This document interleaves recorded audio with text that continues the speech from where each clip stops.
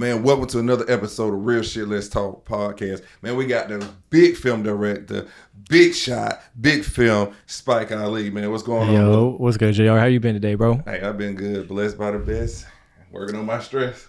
I hear that. Yes, it's sir. a good day, you feel me? It's Christmas Eve, we better get right in it. Hey, yes, sir. Christmas Eve, man. So listen, being a film director, man, when you get to like these shoots, you ever get like a little bit of nervousness, a little bit of jitters, like if it can go wrong or what can go left? I mean, I feel like as a creative, like you always got that on your mind. And to be honest with you, film is one of them things that never goes how you plan it. Like you can plan out a whole shot list, you can plan out a whole treatment, everything. It never goes the way you ever plan it, and you always have to improvise. And that's just one thing I've learned, like doing this over and over and over again, is that, things always go left, and it's not about how left they go. It's about how you can manage it to make it go back right. You feel me?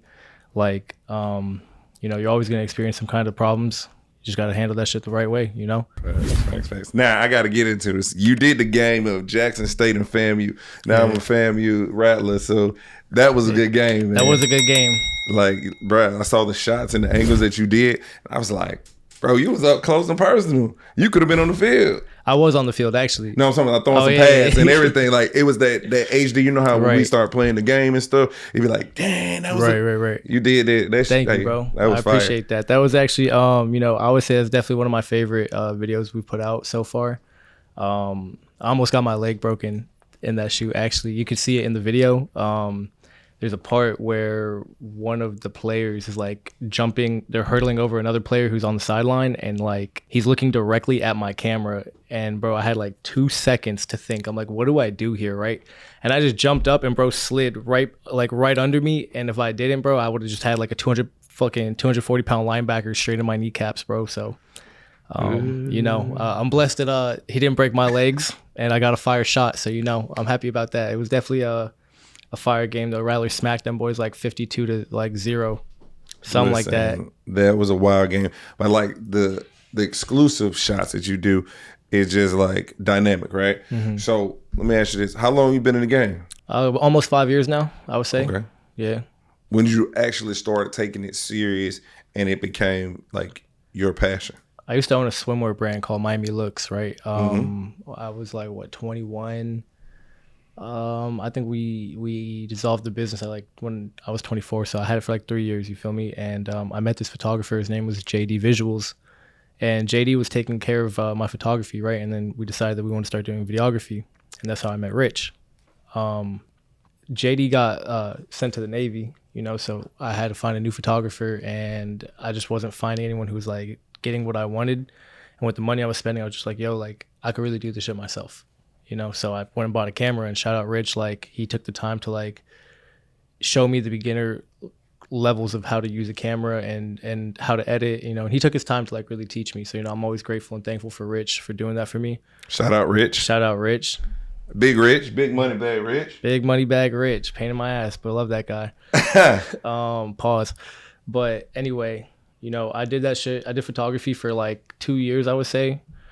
Maybe a year, a little less than a year and a half. And I did 13, 14 magazines. Mm-hmm. And I got really bored of doing photography, right? So I was like, fuck it. Let me try my hand at videography, right? And at the time I was also working at Apple. And this is right when COVID hit.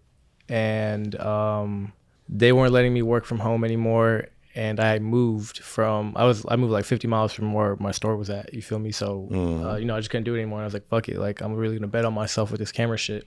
And I really took videography. I wouldn't say I took it extremely seriously at that point, because I was still doing photography for money, but I was working on my craft. And then I would say it took me 2 years to really say that I was an experienced videographer, that I could actually make presentable videos to higher end clients, not just some bullshit that you threw together, and it's been 5 years in total, and I can definitely say, looking back at where I started, there's been a lot of growth. I look at the game completely different in a business aspect, in a creative aspect, and a film director aspect. Even in my everyday life, I see everything that as a camera and a director, you feel me? So I'm you can ask my people around me, I be looking at things and I'm like, damn, that's a fire angle. I wish I could record that right now.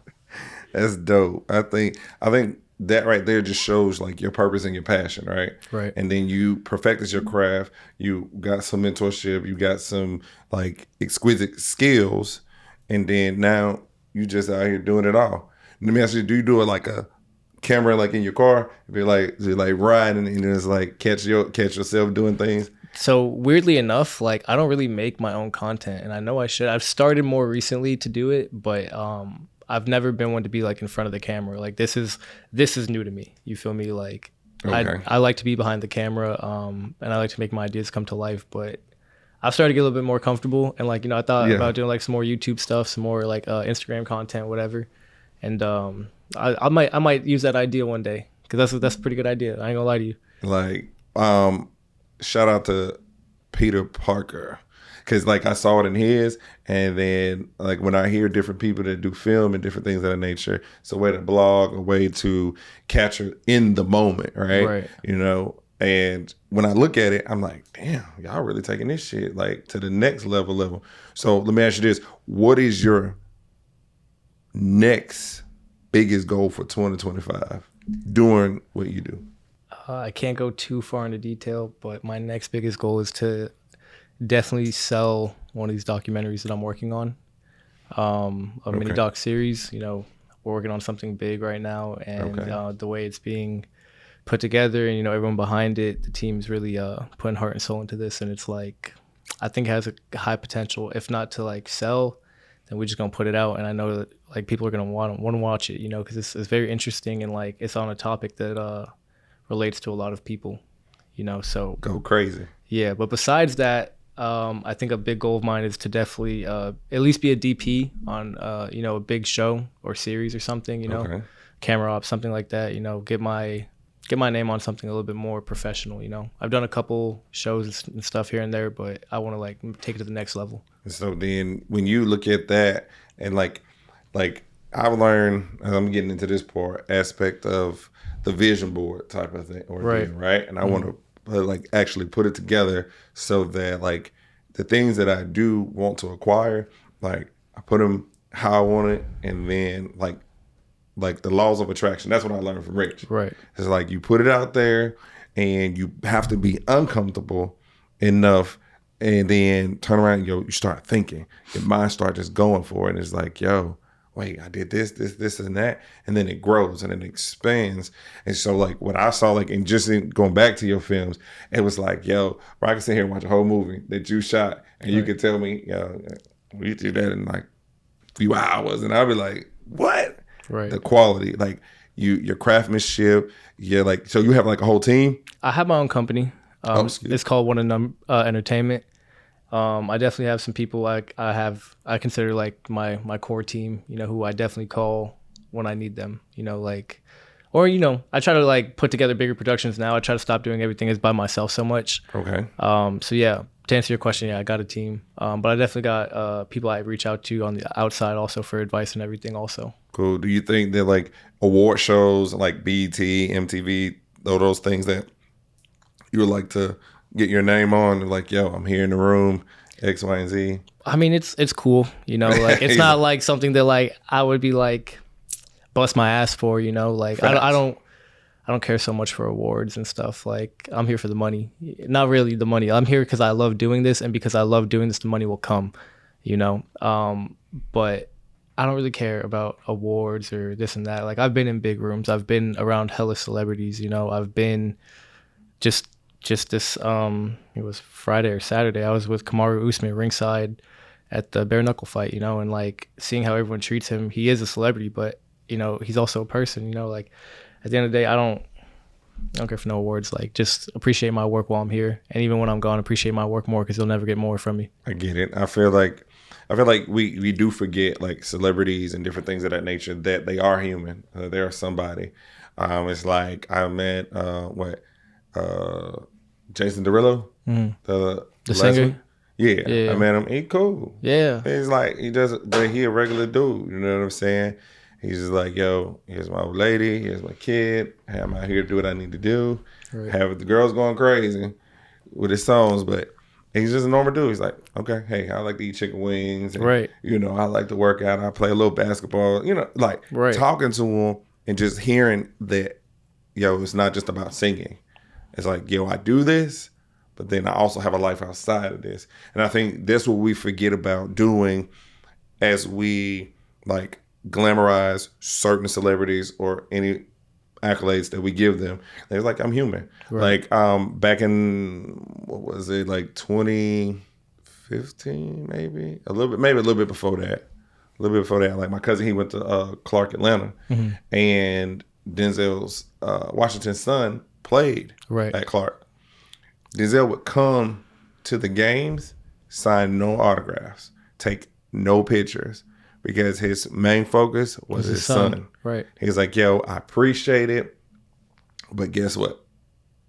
I can't do it. It's not no disrespect, and people respected him. Right. And so, like, I didn't know who he was at the time because I was at the game. I was like, you know, eating popcorn and all that shit. Right. But my cousin, he walked up to him and, like, just a normal human being. How you doing, son?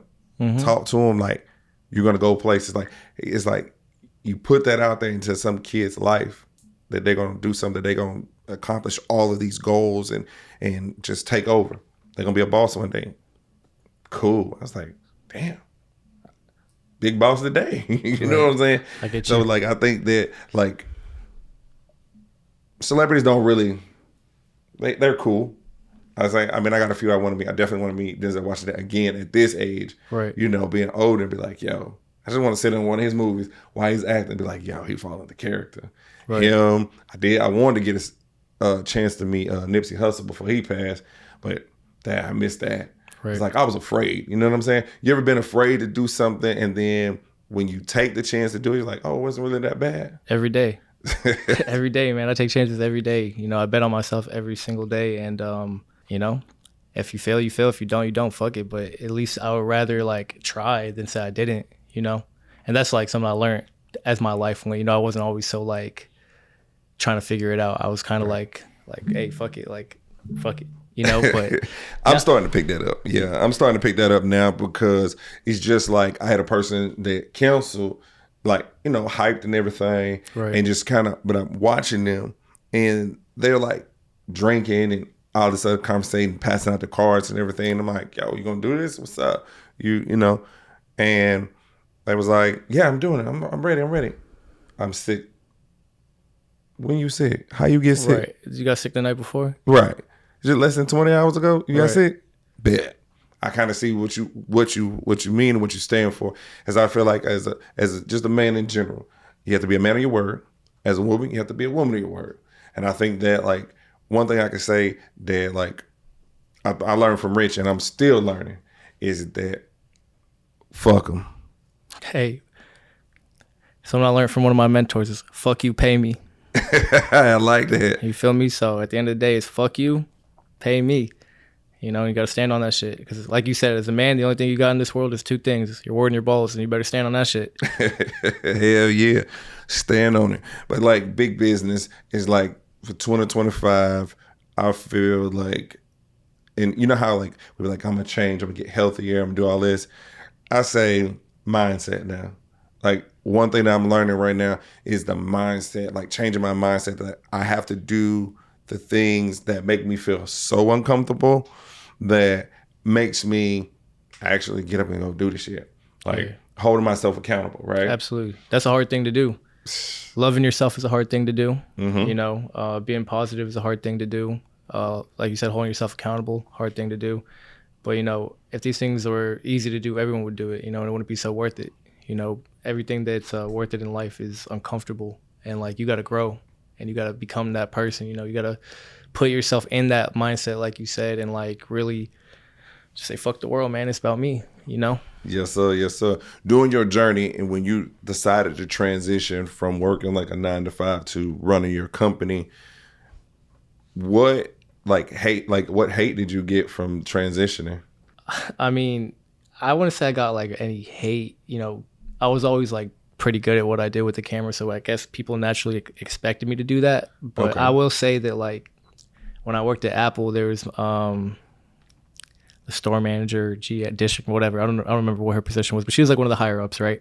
And I told her that like, yo, I need less hours because I'm taking my career outside of here more seriously, and you know, like I'm getting ready to like just go full time in that. And she was like, oh, but don't you need the money here? Like you have guaranteed pay here. Like don't you need it? And I looked at her and I was like, do I need it?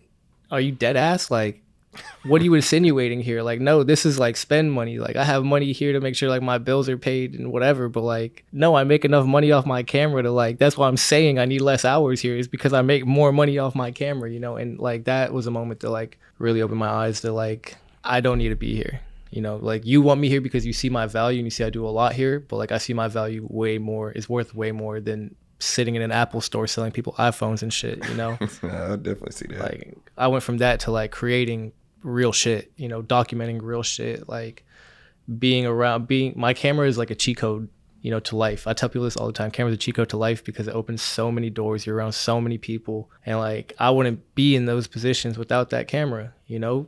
Like maybe I would, and for different reasons, but like it's definitely fast forwarded. Like I never thought that I would be like doing the things I do, working with the people that I work with, around the people I'm around. Like, you know, I come from like nothing really.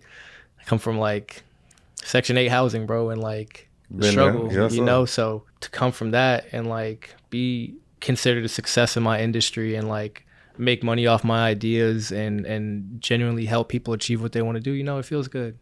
It feels real good. I like that. You said let's go back to Section 8.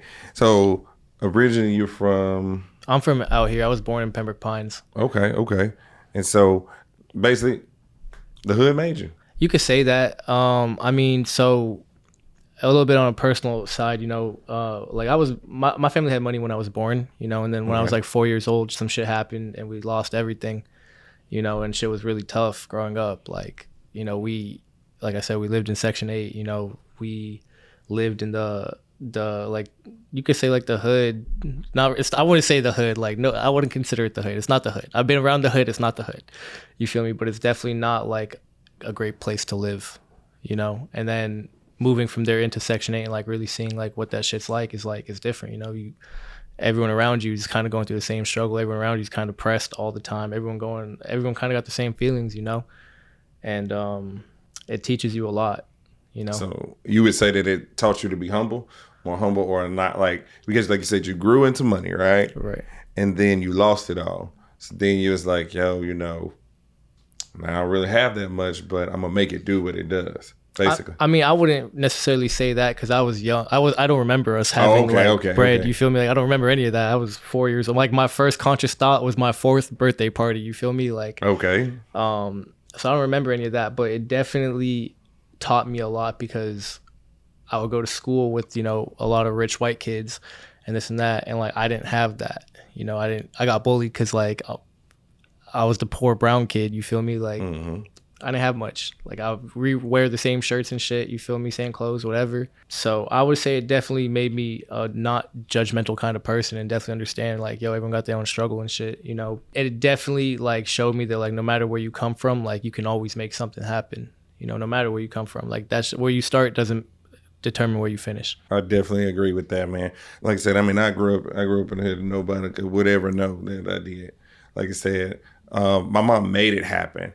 And when I say made it happen, it was just like, I'm trying to figure that shit out, that cheat code now. Right. How did you do it then? And then now, many years later, you know, when you have kids, I don't know if you have kids, but I don't. When you do have kids, like you start seeing another side of life, right?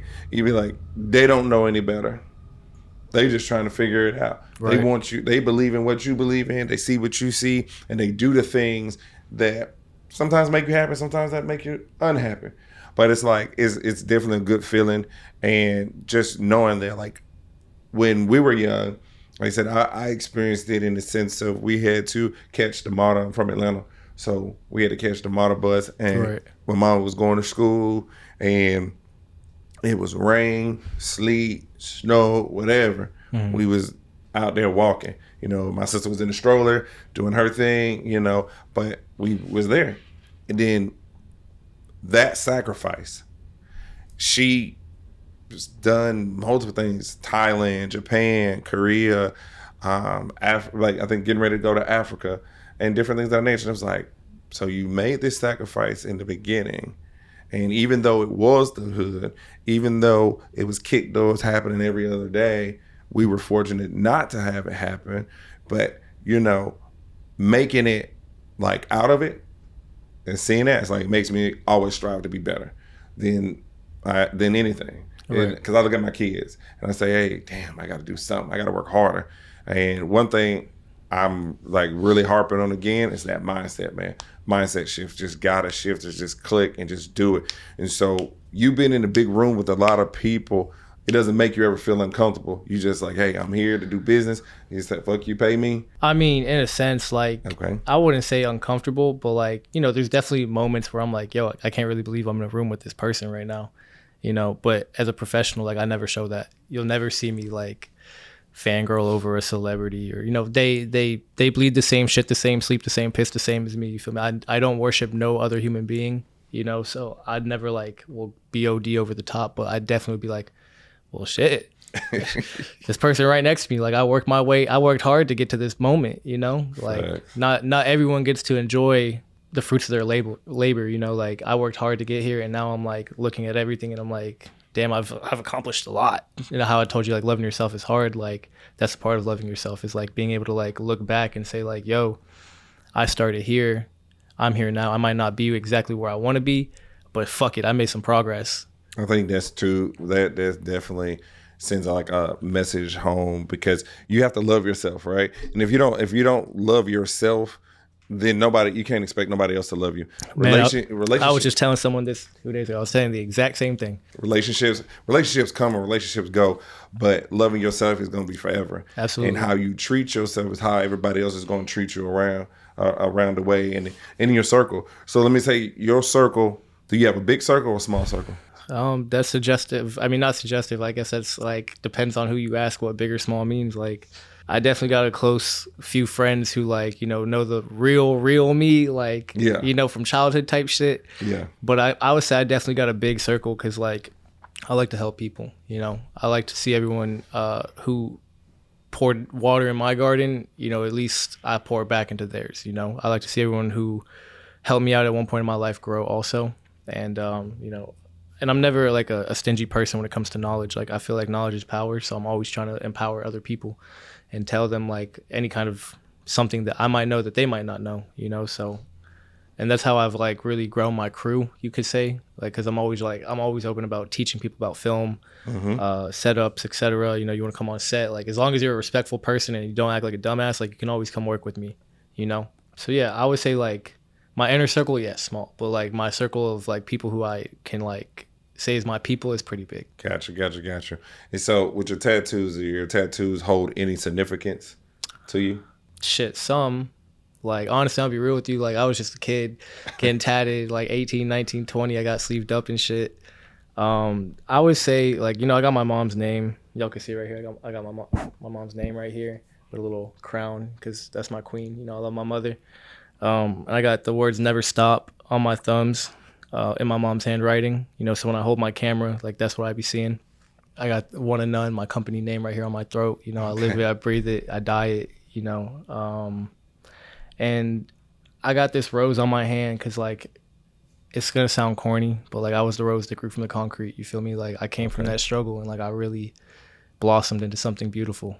And a lot of people from where like I come from or from who can experience similar things don't necessarily blossom. And that comes from what you said before, sowing that seed and people putting water in your garden, and then you're able to grow and be around positive, like-minded people that actually help you like keep growing, right? Like sunlight and not dimming your light. If it's your moment to shine, it's your moment to shine. Absolutely. And then when it's theirs, hey, I got you. I'm right here in the crowd. Hey, good job. I'm a firm believer in like, you got to go get what you want and what you ask for, but you also got to be patient and wait your turn. Because it might be somebody else's turn, and you got to let that person have that moment because when it's your turn, you're going to want to have your moment, so you got to pay your respect to the game and play the game how it's meant to be played. You feel me? Because there's no shortcuts in this shit. And being a supportive person and having other people's backs is going to get you way further than not allowing someone to shine, you know? Facts. Like, Facts. what did Lupe Fiasco say in that one song? He's like, we wanted to braid, so I mean, we wanted to grow, some shit like that. Like, everyone, like, life is like we're like, damn, it's gonna sound wild, but like, we're kind of like plants in a sense. Like, we're like trees. We never stop growing. You know, Right. life is an experience that like you go through the good days, the bad days, the rainy days, the fucking thunderstorms, whatever. You know, at the end of the day, you're gonna grow and grow and grow and grow and grow until you're not here no more. So you know, I'm always down to like teach people and learn some shit. You know. That's good. That's good. I like that, man. Like, let me ask you this: when it comes down to your craft and your personal side, would you say you can only be with somebody that is going to fill your cup with your business, or you can split the two, like personal and Absolutely split the two. You know, I actually don't really believe in dating someone in my industry. I don't want to go home and talk about work, or like, you know, I've dated models before. I've dated, you know, people in this industry, and like it's a lot, man. It's a lot to deal with. It's a lot to like, you're never like truly like resting, you know, like it's like work is constantly on your mind, or like, yo, let's go do this shoot, or let's go make this content, or this and that. Like, nah, like I want to, when I'm with, you know, with my girl, like I just want to chill out, and I want to, you know, maybe go watch a movie or go relax, not think about a camera, you know, like I want to I want to support her and her goals as well. You know, I want to see her win more than anything. And whatever I can do to make that happen, I'm gonna do. But I don't need someone to fulfill my cup in my business. You know, I need someone to fill my cup in my mental health and my physical being, and just make me feel like I'm him. You know, like, and no matter what, at the end of the day, like you're that guy, and you got this, and you're gonna make that shit happen. You know, so fact, Mr. Make It Happen. Yeah, Mr. Make. That's funny. I say that all the time. I'm like, no matter what, I'm Mr. Make It Happen in any situation. Yeah. I mean, I believe that too, man. Mr. Make It Happen is like one of my good brothers. He would say, "I'm Mr. Right Here, Mr. Right Now, Mr. Unavailable." So you better get it right here, right now, No, or it's gonna be unavailable. And I like, damn, and I transition like just about every morning, man. We say hustle and motivated every morning. It's like it could be a text message or a quick like voice call or whatever. It'd be like, yo, hustle and motivated. Let's go get it. Right. And whatever that is, we're gonna go get it. Yeah. And he's shown me a different trends, like where he would work so much, hit these 9 to 5s, busting from one to another, busting one to another, be tired as hell. But then at the end, he shows himself that like, I made this much money, I'm gonna invest this much money, and then I'm gonna take care of all of this. And guess what? I'm on vacation. He's on vacation 2 or 3 times a year. Right. And I was like, shit, I ain't got that shit yet. Right. And I'm 1 and 2, and I'm trying to understand it. But what I've learned is hustling motivated means you do what you can. You hustle the best way that you know how. You protect your craft at all means. Absolutely. And you do diligence to good people. Even if people do you wrong, you still be good and cordial, because at the end of the day, their fate is something's gonna happen to them in their way. And it doesn't have to be exactly karma, but it has to be, hey, I'm gonna say you're gonna learn from this example. And that's one of the things like I'm really, really like harping on is like my circle is small. My circle contains 5 people. That's it. Right. You know what I'm saying? And now as I expand and my mindset shifts, it's like, man, I met Rich, Peter Parker, Bishop, Brendan Boyd, met him, David Shands, all these people. Like, shit, if I never open my mind to it, man, I'd never meet these people. And then now, like with my podcast and everything that's going on with it, it's like, man, I'm really great. I met Rich. Man, listen, he's Shout out Rich. Shout out Rich. He's so knowledgeable, right? And he can Sometimes. Just say, huh? Sometimes. If he not knowledgeable about it, he gonna send your ass to YouTube and tell you, check there, or he gonna charge you $5 to tell you the truth. So you pay YouTube a $5 fee. Fuck you, Rich. $5 fee, Rich. Hey, you gotta be knowledge is power. Wow, that's wild. But hold on. Since we on the topic, I'm gonna tell y'all a funny little story about Rich. Right? All right. So I told y'all like Rich really helped me get into this game when I first started, and I promise you that $5 fee is no fucking joke. Fuck you, Rich.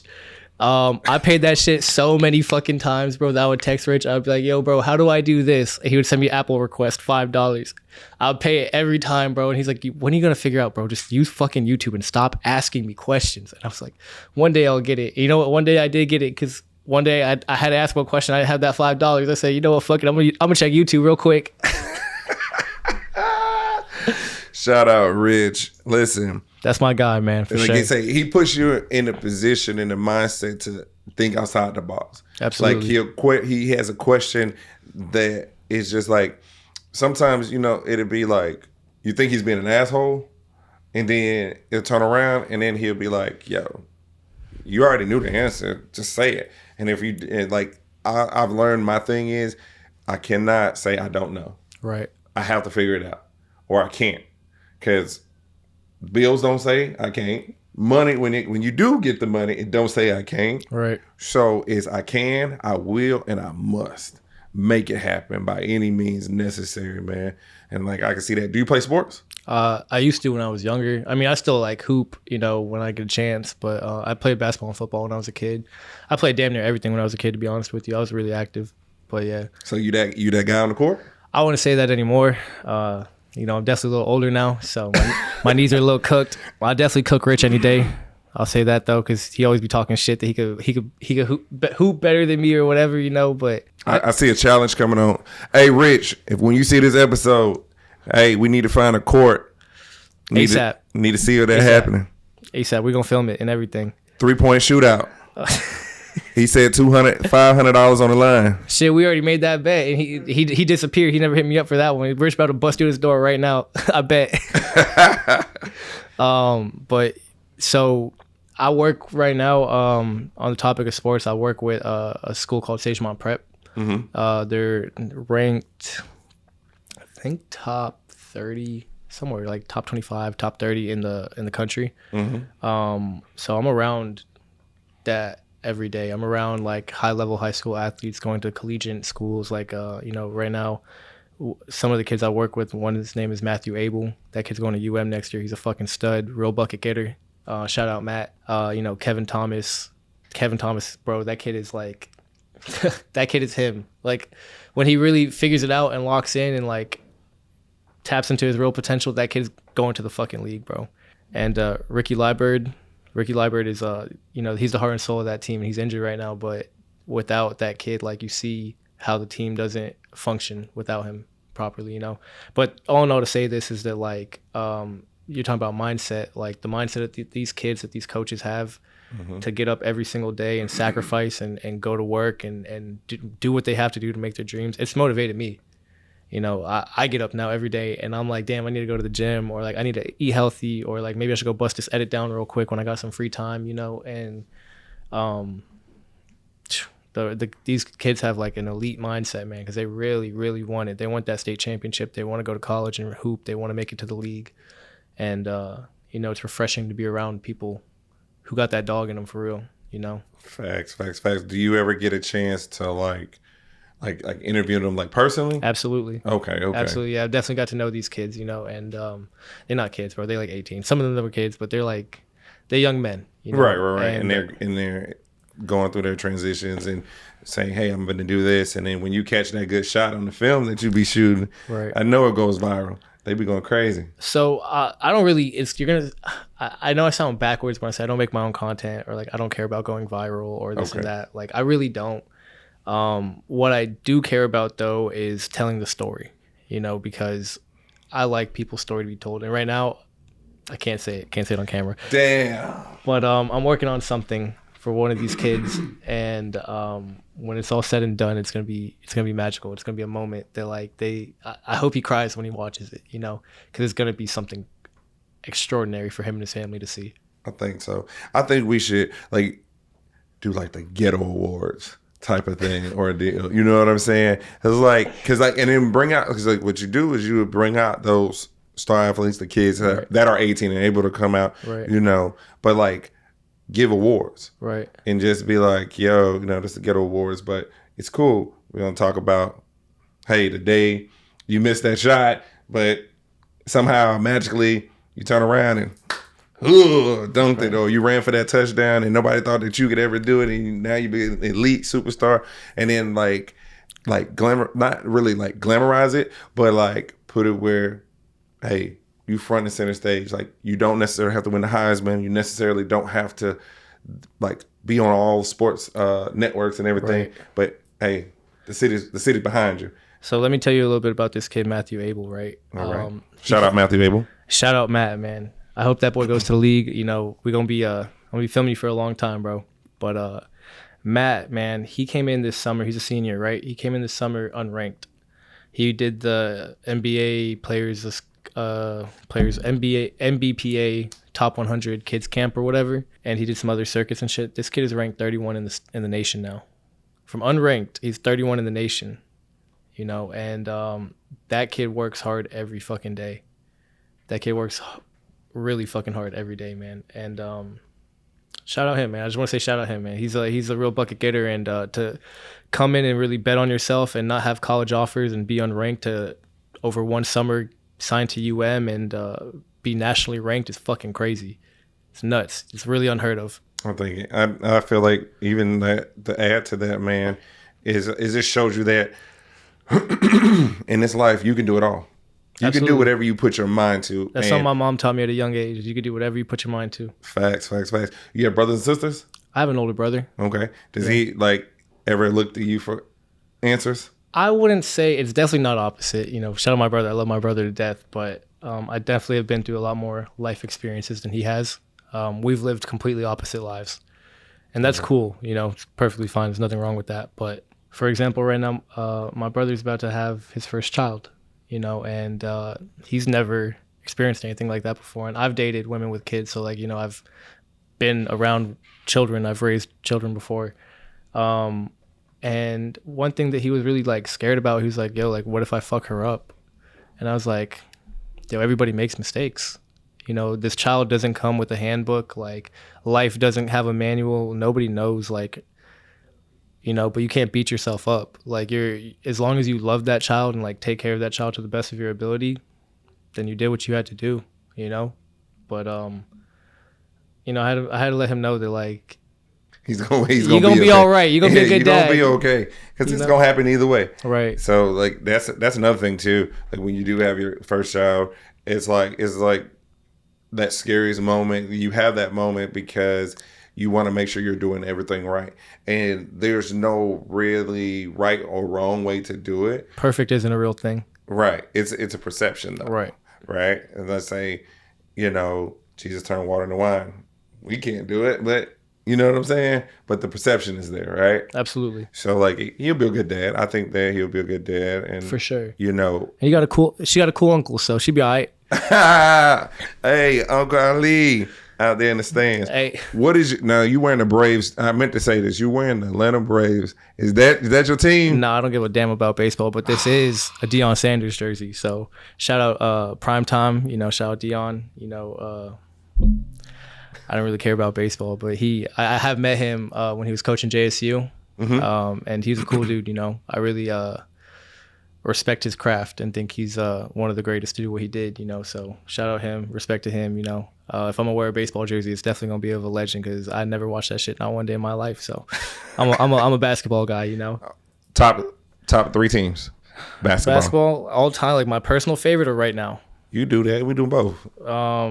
Right now, I'm a Heat fan, so, you know, I got to say the Heat, even though we fucking playing like ass. We play like ass right now. For sure, the Heat. I love watching the Thunder, for sure. The good-ass team. I'm not a Shy fan, but, like, I just like the way that they cohesively play.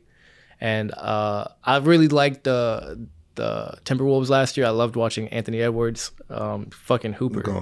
He going crazy. This year, not so much. You know, they changed up the team last minute, and like you can see the chemistry's a little fucked up. But Ant's a hooper, man. Ant's a real hooper.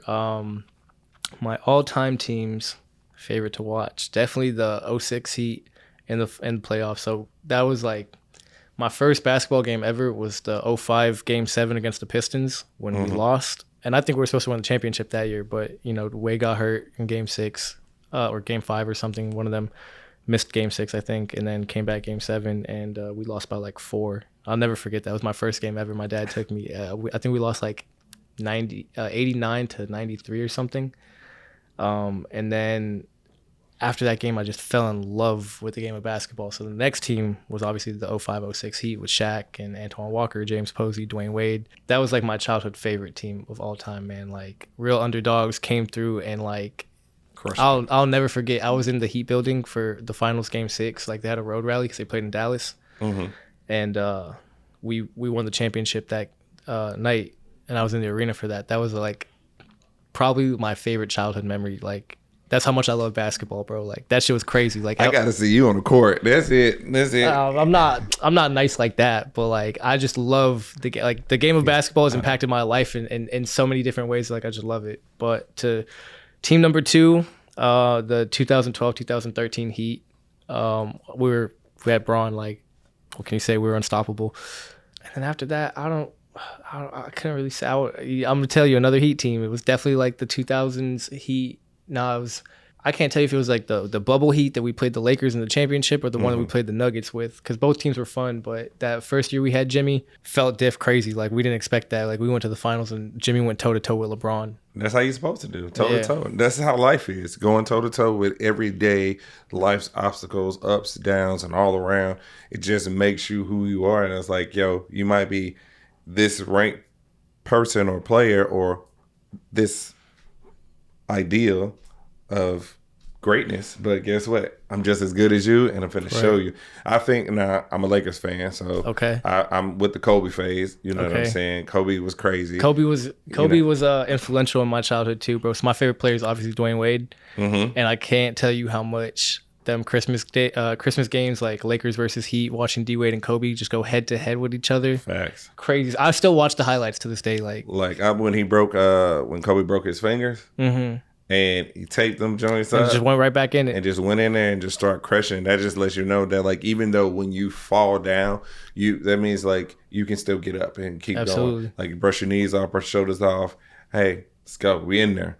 Like, I think basketball and football are the 2 top ranked sports for me. Oh, I like baseball. I'm a Braves fan, too. Okay. So I'm from Atlanta. So, I definitely would say baseball, it's a different caliber. I don't know if you ever went to a baseball game. Yeah, I've been to one. But if you go to Marlins game though, they've been asked forever, bro. Right. So. But if you go to the Braves Stadium now, right, and you look how big it is and the things that are around it, you'd be like, fuck, it's not just about the game. It's like about the experience. Right. You know what I'm saying? And then I went. I was a little legit. I was like, damn. I went to the Hornets when they way back in the day. Right. I didn't know how cool that was.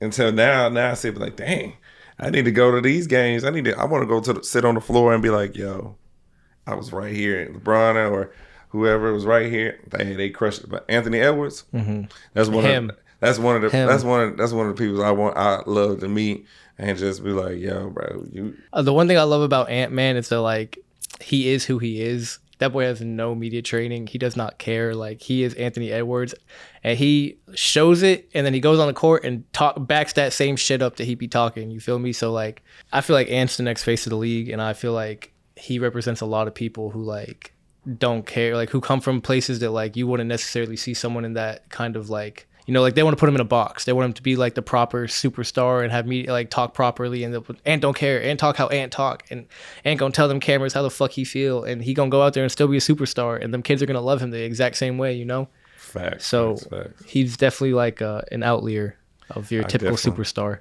Well, then I think you are a superstar. Thank you. I appreciate that. For your craft and what it is that you do. I think that you going to even film even bigger. And like you said, you're working on a documentary exclusive. You can't talk about it. But hey, big things on the way 2025, man. Absolutely. And so like if people wanted to get in touch with you, how can they get in touch with you both? You can find me on Instagram at Spike Ali. Like Spike Lee, but Ali. That's really it right now. I'm in the middle of a rebrand, so y'all just stay on the lookout for One of None Entertainment, Spike Ali. That's me. Y'all gonna be seeing me. We got a couple big drops coming in 2025. We're gonna start the year off with Lasha Lure, backdoor music video coming on New Year's, and I gave y'all a spoiler. Nobody knows that, so that's coming out. And we got a lot of shit to go. You know, got a lot of shit to do, man. The work just begun. 5 years in, that's nothing. I got 25 more at least to go. So I hope y'all stay tuned and stay with the journey. Follow me on it, and you know, support me. Tell me when I do something good. Tell me when I do something bad. I want to hear what y'all think. You know, because I'm always trying to grow. So I appreciate y'all. Appreciate you, JR. Hey, man, I appreciate you, fam. Yes, sir. Yes, sir. Big Spike Ali. Listen, Sirski. man. Thank y'all. Thank y'all for tuning in to Real Shit Let's Talk podcast, man. We'll catch you on another episode. Thank you.